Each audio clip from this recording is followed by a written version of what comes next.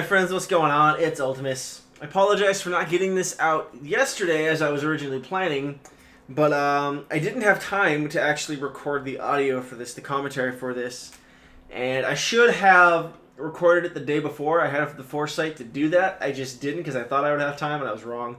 So please do forgive me for my negligence on that part. But it's here now, and I hope you will enjoy it just as much as if it was out the first time. As you can see, it reset itself there for a second here. I'm not really sure what happened.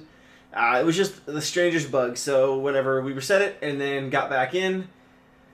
And we're on our way. And what you're going to see us do here is the tank, as you can see, is running up there ahead. He's pulling the first pack of mobs. He's pulling the second pack of mobs there. He's getting the third one right over there. And the fourth pack right there as well. So we've got these first four packs all together, gripping him in there with Gorfine's Grasp. And now we're just popping everything, and Whirlwind is up, Sweeping Strikes is up, cooldowns are popped, Blade Storm's going, and for a brief moment, if you'll take a look there at the DPS charts, holy butts, I am on top there, going back and forth, and then I drop back down. And it was a brief, glorious moment of glory, and I shall treasure it forever. It was beautiful. All was right in the world. But all jokes aside, well, not actually really all jokes aside, because as you're going to see right here, we tend to goof up. Check this out. Dude, that wasn't even a respec either. And Shaman's the scumbag. Oh, you are retarded. Just hop on. Yeah, we need a. Help. Jump up, just mount me. Oh Lord. As you can see, exactly, none of us can get up here. Get Oh, in the the shaman wasn't. He's pretty special. Shaman. What are you doing? Down? This is pretty standard, pretty common Yeah. strat for normal, heroic, and challenge mode. You just bypass a bunch of those mobs because you don't need to kill them, especially in challenge modes, and you just hop on up here. And I was able to do this the entire time I was running these during heroics, but for whatever reason here, when it counted, when we were under pressure and under time, I could not get up that wall to save my life. So that was kind of special and embarrassing, but you know what? It is what it is, and we move on. Now that we're up the hill, we're going to run in here, and we're going to pull all of these mobs in. We're just going to get it going. Army of the Dead is popped. We're just running in, and we're going to get the cleave damage going. I have sadly been stunned here for a second, so I'm going to miss the first half of this fight, because you know what? I'm special.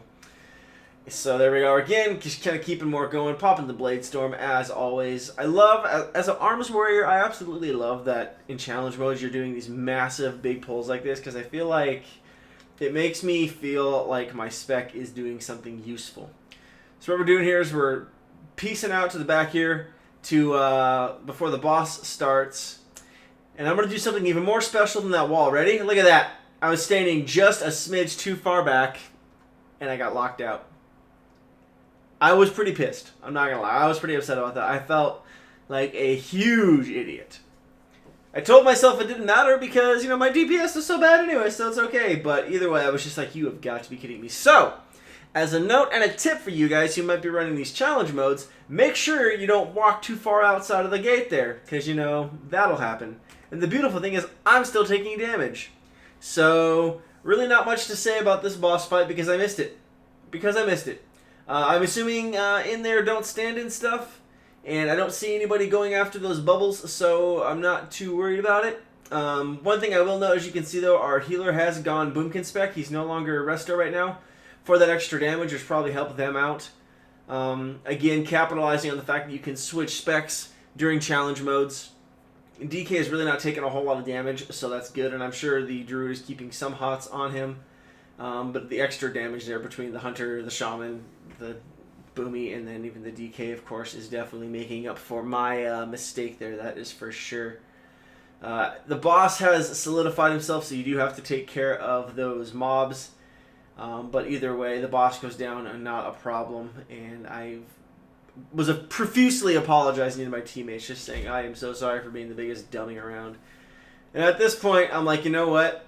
I'm not even going to bother getting up there. I'm just hopping on somebody's mammoth. Just forget it. It's not worth it. So I'm going to let them do all the hard work on this one because I didn't feel like standing there for another 20 minutes. Okay, not actually 20 minutes, but you know, however long it took, trying to get up that cliff there when I could just hop on the mammoth. So I guess that's worth noting as well. Mammoths are extremely useful for challenge modes. It's pretty great. They're pretty great. Now, these mobs, this one gets a little tricky as far as mobs go, because we want to watch out for those polys and those pyros. I'm bandaging myself up here for a second just to kind of help out a little bit, but getting right back in there. Obviously, don't want to stand in that green stuff, nor the blue stuff, I can't imagine. Lots of mages here with stuns and CCs and all that nasty stuff, so it's kind of like PvPing. I'm fairly familiar with how this works. If there's a mage on the field, you're going to get CC'd. There's just no way around it. Another big old cleave fight here, just chopping them all down, chopping them all down. Not really having a choice but to stand in the big green stuff, even though I don't want to. Popping defensives to keep myself alive here a little bit. Haven't had to pop rally yet, so I'm pretty happy about that. Was told not to worry about interrupting the pyroblasts, so there's that, but there's the dragon's breath, so that's going to disorient us and cause us a little bit of trouble. Tank's getting a little bit low, but doing okay.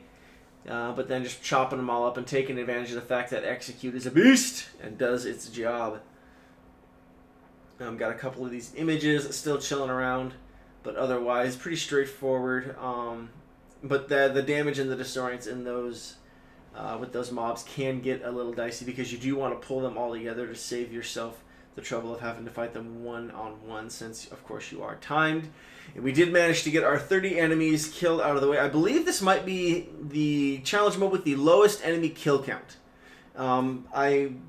All the other ones we've done up to this point have had more than that, and I can't remember if any of the other ones that I have yet to do commentary on have a higher count, so I guess we'll find out when we get there. But as for now, this is the lowest one, so that's kind of cool.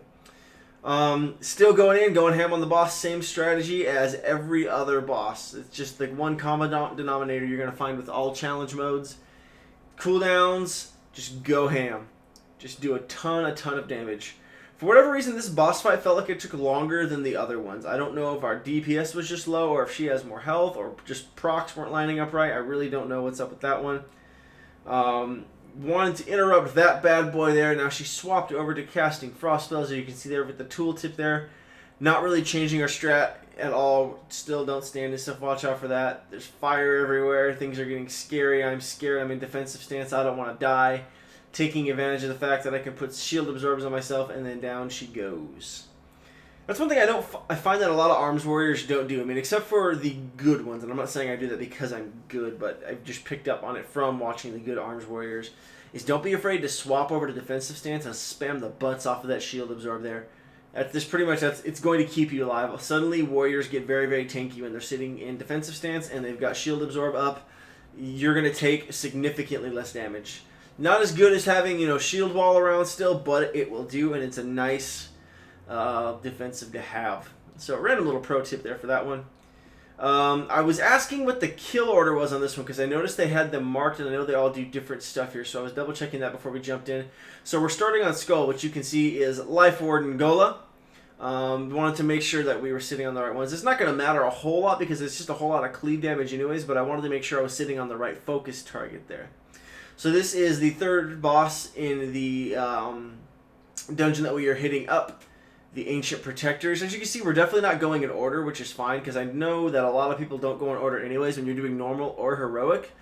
So it's all good. And again, at this point, you're not looking to go in order as much as you're looking for the fastest way around the dungeon. And so sometimes the way that Blizzard has the dungeon set up for you to walk through linearly, get my tongue straightened out there, is not the most effective way to run the dungeon. So that's kind of the fun of running with an experienced group or looking up tutorials like this and walkthroughs with commentary and things like that to point those things out, if you hadn't noticed already. So as he goes down, we're swapping over to the last guy there, and then now the final one, Dulhu, or whatever his name is. I am not proficient in plant people tongue. I can't. It's not a language I ever learned. I didn't offer that at high school when I was going. So now we're picking back up the mountain. I'm saving myself the hassle of figuring out where to go and just hopping on the mammoth. Now, this one was kind of interesting because out of all the times I've run this place on normal and heroic when WoD first came out, I had never been in a group that did the spider boss. So I'm not going to lie, I completely was surprised when we were coming over here. I was like, wait, where are we going? So I had no clue. I was going into this fight completely blind. I had absolutely no clue what to expect. So I was really on edge for this one. The fight itself is actually kind of annoying. It's not super hard, but it's just kind of annoying because the boss will drop the minions down and then she'll kind of drop down but then disappear. And she just hangs out there. You can't even really click her. You just wait for her to drop spiders down.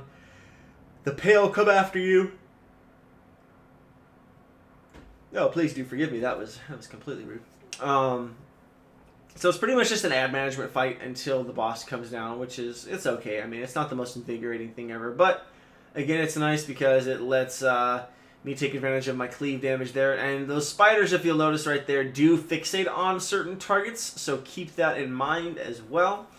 I can't exactly tell you what they do because I never got fixated and we were burning through a lot of these mobs so quickly. But I'm sure a quick Wowhead search result or a quick Google will help you out there on that one. Not too much to say really, honestly, about this particular portion of it. Trying not to stand in stuff, I suppose. That tends to be the general rule of thumb in your PvE. Don't stand in crap, don't stand in the fire, don't stand in the green stuff. Usually purple stuff tends to be what you want to stand in, as much as from what I've seen and found from my years of playing WoW. For whatever reason, standing in purple stuff is good.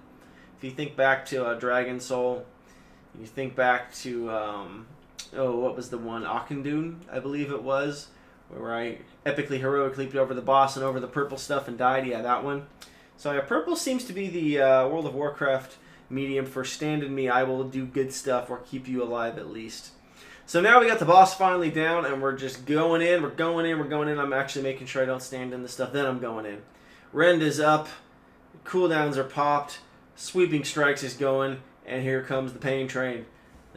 Still not top of the DPS charge, which, again, in a single target fight is not going to happen for an arms warrior, so I'm not too worried about it. 6 minutes left on the clock. Not doing too bad. Got this boss and then the last one to do. So feeling pretty confident about this one. Not too much to say for this one as far as challenging goes. This was one I really wasn't too concerned about at all. Even when we were doing it on Heroic and Normals, we don't think we've ever been in a group that really had any trouble with this one. I feel like the hardest fight in here, at least from my perspective, as a DPS potentially, is the mage fight. But even that one, as you saw, was pretty easy. There's just a lot of damage that goes out that I can imagine would be a little bit tricky as a healer. So, you know, luckily I don't play healer, or at least in PvE. At least I can't say I don't because I have my Holy Paladin, but that's neither here nor there. So second to last boss is down, and now we are on our way to the last boss here. For whatever reason, my heroic leap was not working. That was very frustrating. So Safeguard. Getting on up there, I'm ready to go. I'm feeling pumped. I'm feeling pumped about this one. Wanting to make sure I don't pull the that trash mob there, because again, that would be pretty embarrassing after all of the mistakes I've made during this run. To be that guy, nobody wants to be that guy.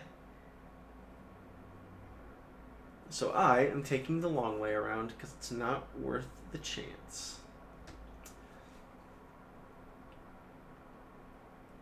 So back up past the mage tower here. We're following what's-his-face out through that portal. He's trying to attack Stormwind. No, not our town, our beloved city.